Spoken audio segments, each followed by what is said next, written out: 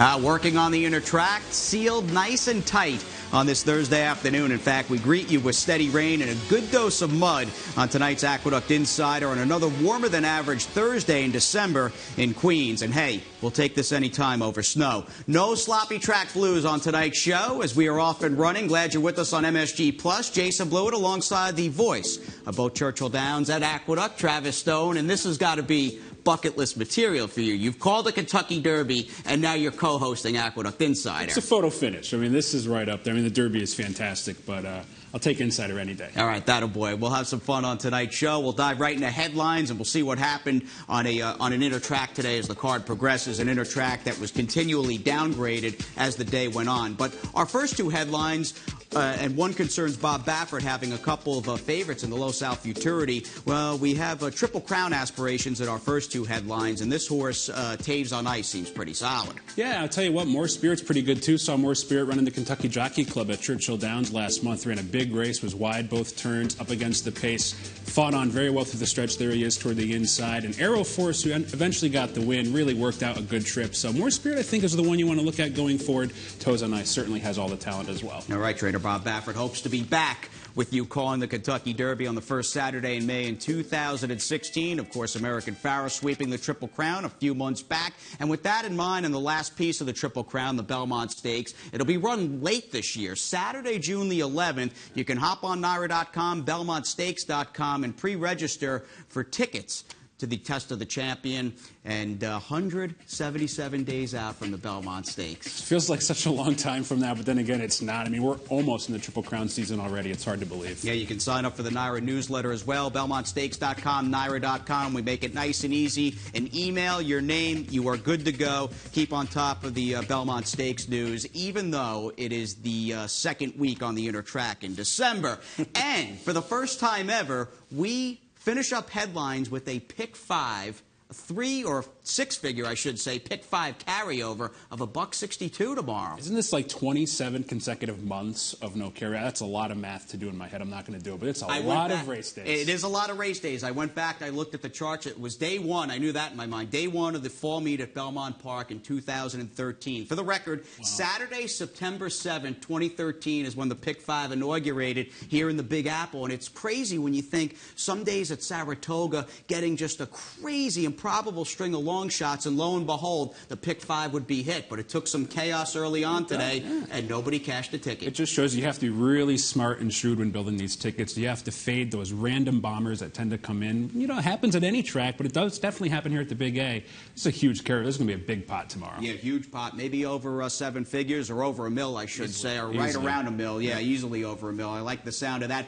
12:20 will be the opening leg of the Friday card. We'll keep our fingers crossed with Mother Nature and the weather going forward. And let's see why we had a pick 5 carryover. Tanasa, odds on from the inside post as we get you to Thursday's second race. The inner track still listed good. John and Brielle have the call, and these are 2-year-old fillies in race number 2. And they're off. And all 5 came away to a good beginning. Tanasa from the rail. And Town Tard is right there with Wait Your Turn. And on the outside, Wave of Glory. Karen Silk, the early trailer, in 5th. They head up the backstretch. Wait Your Turn and Tanasa heads apart for the lead. Town Tart just in behind, running in 3rd. Wave of Glory on the outside. And Karen Silk has now made her way down to the rail. The opening quarter in 23-1. Around the far turn, and it's the big favorite Tanasa with a head in front here of Wait Your Turn. Tanasa down at the rail. Wait Your Turn on the outside, and Karen Silk running in 3rd. Then it's Town Tart. Wave of Glory has tailed off. They're coming for the top of the stretch. Tanasa and Wait Your Turn. It's Tanasa down on the inside and Wait Your Turn on the outside. And then it's Town Tart and Karen Silk coming on through now. 1/8 of a mile to the finish. Tanasa, Wait Your Turn, Karen Silk on the outside. The 3 of them across the track as they come down for the finish. It's Karen Silk and Wait Your Turn. It's between those 2. It's Karen Silk at 30-1. Wait Your Turn was 2nd, and the big favorite Tanasa faded to 3rd. Quite dark out today. It got darker as the card went on. You could not miss, though, when the second was made official. $63.50 glowing on the infield video board. What a ride here from Chris DiCarlo. Huge credit to Chris. He was outside heading to the far turn, made a swift move to get over to the rail, save ground. He had horse the whole time, and it was whether or not he was going to be able to run down Wait Your Turn, who ran big and deserved the win as well. But Karen Silk slightly better and a huge price, 30-1, big separator. Michael Dilger's been a big long shot trainer here over the last few weeks at the Big A, a former Todd Pletcher assistant. He was a graduate of the Darley Flying Start program, and I think he is a young gun to keep an eye on. And we've got the old stalwart veteran Chris DiCarlo's had a good week, won a nice turf race, the South Beach last Saturday at Gulfstream for Bill Mott, and we'll see Chris a bit later in the show as we continue on. In fact, a race later, right after Karen Silk won at $63 plus, race number 3, in fact, continued the pick 5 today. Organic Gemini, a big favorite from the inside post in this New York bred maiden special weight. Spark to Ignite. Out for the lead. Organic Gemini came away racing in second. Hunter Cat's in between horses. Gorelli on the outside, and 3 lengths back to Mr. Harlan, who trails the field in 5th. And they're racing up the muddy backstretch. And Spark to Ignite opens up here. Spark to Ignite with a 6-length lead. Organic Gemini and Gorelli heads apart second and third through a quick quarter, 22 and 3/5 seconds. Long shot, Spark to Ignite on the lead here, and the lead is better than 5 lengths. Then it's Organic Gemini and Gorelli. Mr. Harlan's now on the move down towards the rail. Hunter Cat has dropped back to 5th as the field comes for the quarter pole. And Spark to Ignite is still there, but the lead is down to 3 lengths. Here comes Organic Gemini on the outside. Mr. Harlan is in between horses. It is Organic Gemini and Mr. Harlan. Now it's between those two as Spark to Ignite drops out of it, a 16th to the finish. On the outside, it's Organic Gemini, and down at the rail, it's Mr. Harlan. Nothing between them as they come down for the finish. Too tight to call. Mr. Harlan, the long shot at the rail, and on the outside, the 2-5 favorite, Organic Gemini. Heck of a battle down to the wire. Organic Gemini, the big favorite, and the 2, Mr. Harlan, who even though Jose Ortiz rode Mr. Harlan tight, good race riding from the outside of Mr. Harlan, he got the bob here for John Hurtler. A narrow bob it was. John Hurtler, one of the greatest guys on the racetrack. We were talking about that earlier today. Such a sweetheart of a man. Good to see him get the bob here. It's actually his second win on the day. We'll talk about that later. This is a whisker. This is as narrow as it gets. Probably the difference between a carryover in the pick 5 and not. Yeah, Tanasa wins, no pick 5 carryover. Organic Gemini wins this bob, no pick 5 carryover. But Mr. Harlan, who is by the late Harlan's holiday, got the nod there. Junior Alvarado up. He should be poised for a big winter on the inner track and getting it done. That's right, John Hurtler, a training double. The man at one time conditioned Slew of Gold to an Eclipse Award back in 1984. We'll have our sights set on the late pick 4 and the Thursday feature on the other side of this quick break.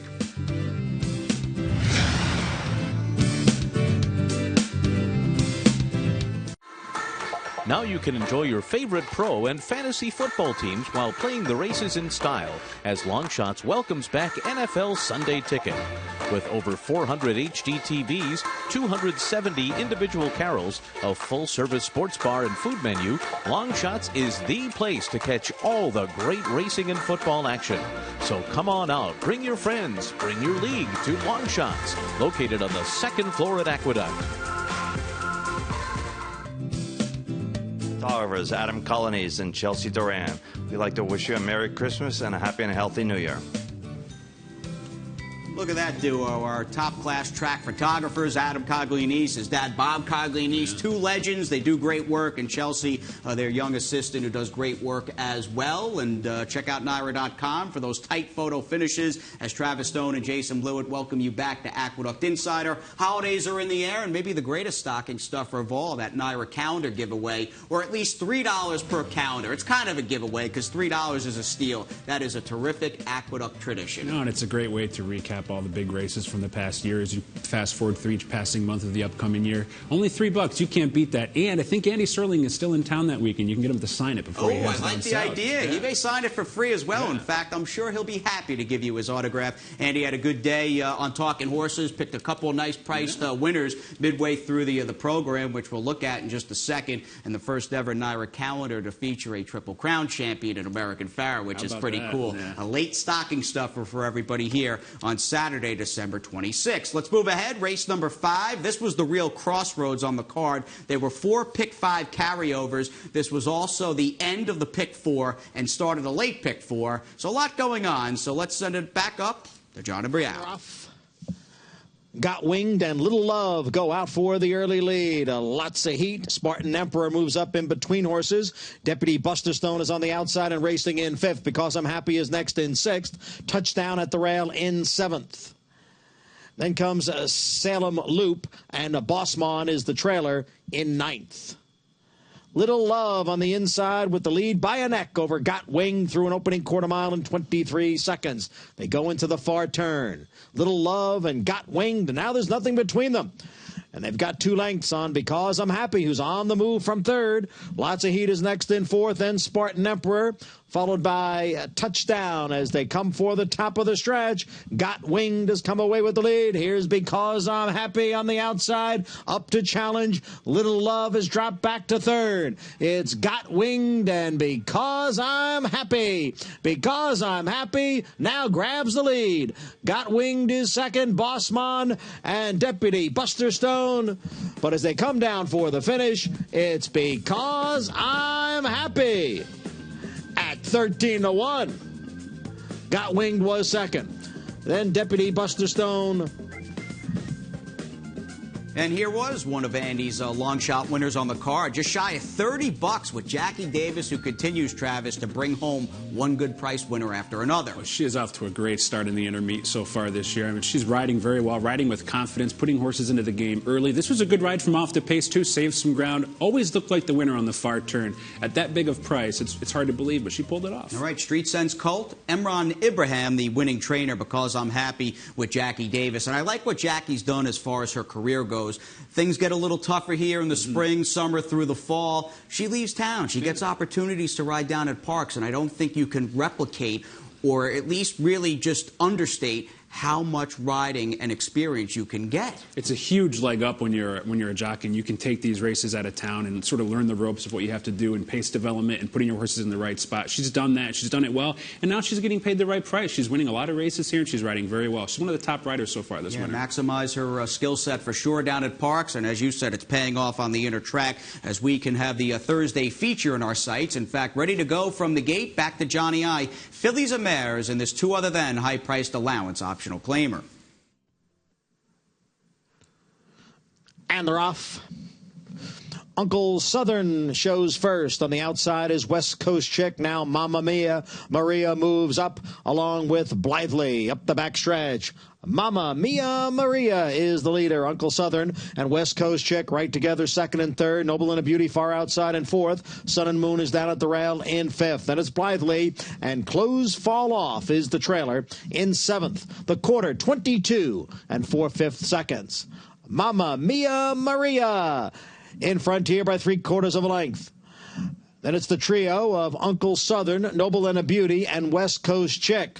Sun and Moon is down at the rail in 5th, but just 2 lengths from the lead. Then it's Blithely and Clothes Fall Off. The field is at the quarter pole. Mamma Mia Maria in front here by 2. Down on the inside is Clothes Fall Off now coming on. On the outside, it's Sun and Moon. Here comes Clothes Fall Off down at the rail to challenge Mamma Mia Maria, and Blithely is right there on the outside. It's Mamma Mia Maria and Clothes Fall Off. It's going to be one of those two as they come for the wire. Mamma Mia Maria got it by a head. Clothes Fall Off was 2nd. Blithely finished 3rd.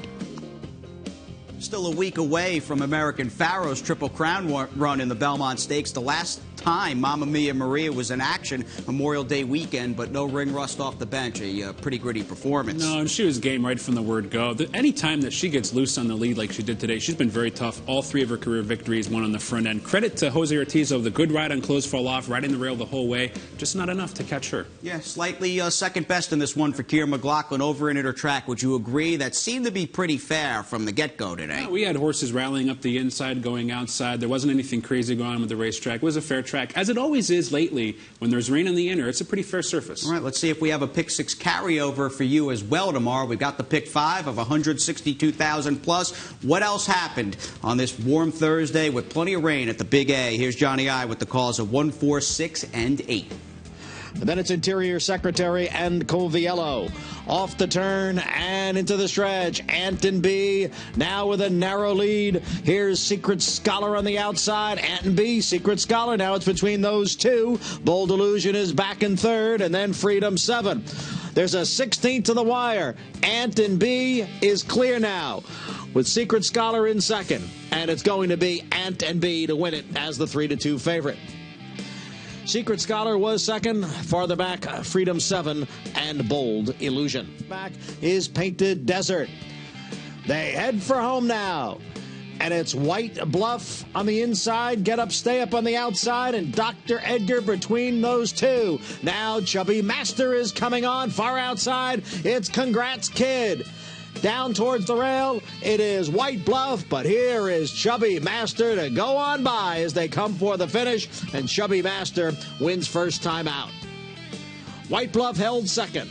Congrats Kid was third. Just to the rail, in between horses, Bustin' to win, and on the outside, it is Northern Screamer. It's Maximilia and Northern Screamer. Those two together. Defoe Street is putting a late run on the far outside. Here comes Defoe Street, and Defoe Street is going to win it from well off the pace. Northern Screamer was second. Then Maximilia and Bustin' to win. Stretch. My Tommy Boy in second. Firebolt down towards the rail. Then Who is the Giant? The field is in the stretch. The half went at 47-3. And it is Apache Warrior in front here. Apache Warrior in front by almost 3 lengths. Starago is on the inside of My Tommy Boy as they come down for the finish. It's Apache Warrior, and Apache Warrior is going to get the victory at odds of 2-5. Starago was second. Then My Tommy Boy and Risky Sour came on for fourth.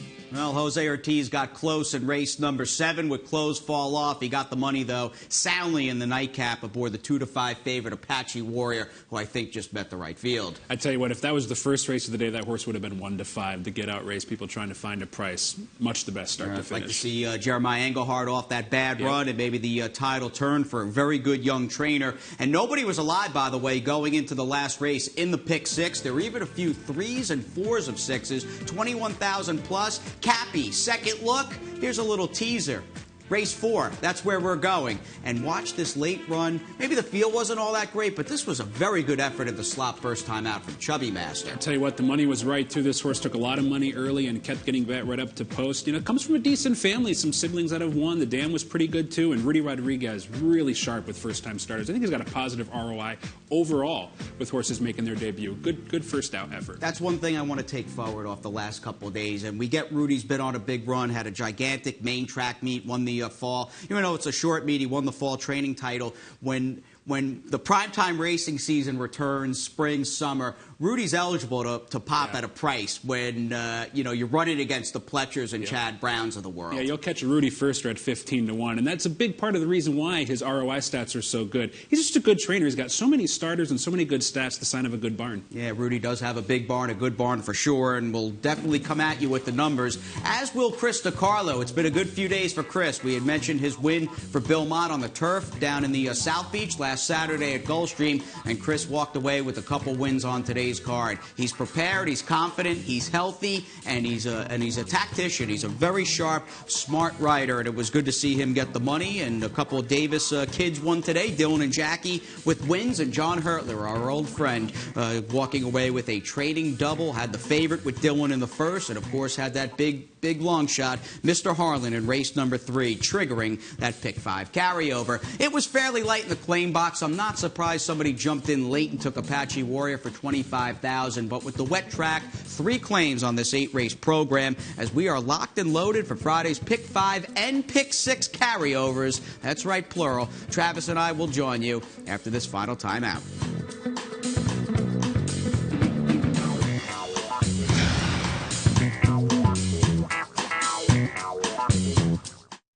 Hello, I'm John Santagata, and who are you?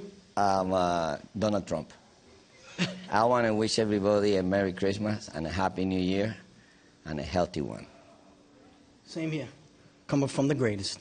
Thank you very much.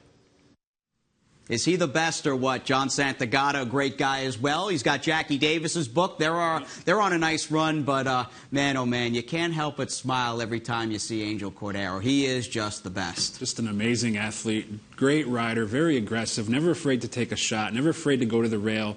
One of the best of all time. Sorry I missed his riding career. By the time I came around in the early 90s, Angel was training. I remember Featherbox on the road to the Kentucky Derby, maybe in 94 or 95. But Angel, a great ambassador of the game, always in a good mood. And you think about the work he's done and just his overall relationship over the last 20, 25 years with John Velasquez and where, with his guidance, he's been able to take Johnny V. You could argue that it's been the most successful jockey-agent combination we've had in racing over the last 20 years. I mean, you're going back to, toward the end of Jerry Bailey's career, but Johnny Velasquez had a great run, and Angel Cordero a big part of that. All right, good stuff there. I think Johnny has always said, kind of like my stepdad, Angel Cordero, and 162,000 plus that pick 5 carryover. And the best news with that carryover, we don't have to wait long. 12:20 with race 1 and a 15% takeout as the opening leg, and a bit later, back to race 4, regular start time with the pick 6 carryover of 1:50 p.m. on a Friday, in which we hope things clear up in Queens.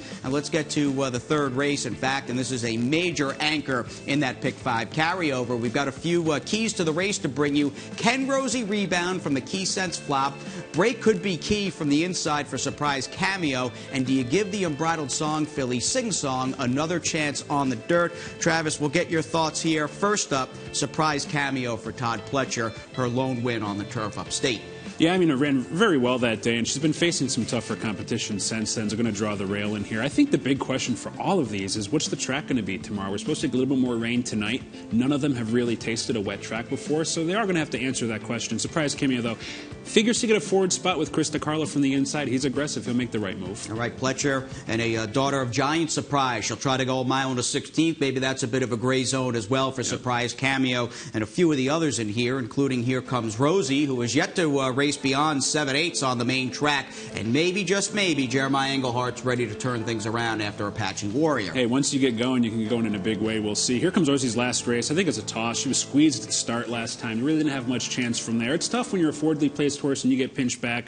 If she can run back to this race 2 back, she's going to be very tough. But, again, it's that question. Can she go from 7 to 2 turns? Erod Ortiz will take the call on Here Comes Rosie by Congaree, one of the best milers in my generation. How good was he, man? Remember his Kentucky Derby? Everybody talks about point given in that Derby. Congaree ran bigger and better. He was an awesome racehorse. And a mile and a quarter was just too far for him. And he was still in contention at the 8th pole. He was good. Real good horse. We'll see how Here Comes Rosie by Congaree does for Jeremiah. And speaking of great horses, Bridled Song, I mean, he gave it to you on the racetrack. Maybe at times a bit mismanaged, but his mark in the breeding shed will be felt way down the line. And I'm curious to see what Sing Song can do here. Her only dirt race was her career debut. And you can forgive and forget debuts like that. Sometimes you need a race or two to get going. I think you can go ahead and take a gamble that she's going to be okay on the dirt. The dam was 3 for 9 on dirt. Unbridled Song, though, one of my favorites all time. Oh, so good. I mean, the raw talent he had, I can still remember, and he was just a tremendous horse and tipped out and the buzzword.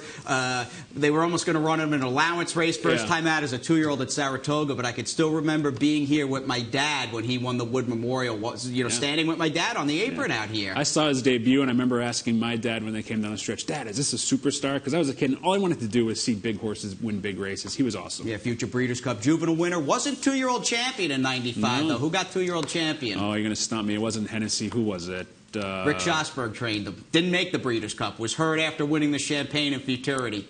Oh, I don't remember then. Maria's Mon. Maria's Mon. You guys talked about that the other night. Day, Yeah, I I should have known. cheated, man. You all did. right. Well, It's maybe all right. we'll give you a question tomorrow night on the show. It'll be Travis and I on MSG Plus with all of you tomorrow. But let's get through race number 8, which is a starter allowance for fillies and mares, top recent figs, and Erod. On Hush Now for Tom Bush.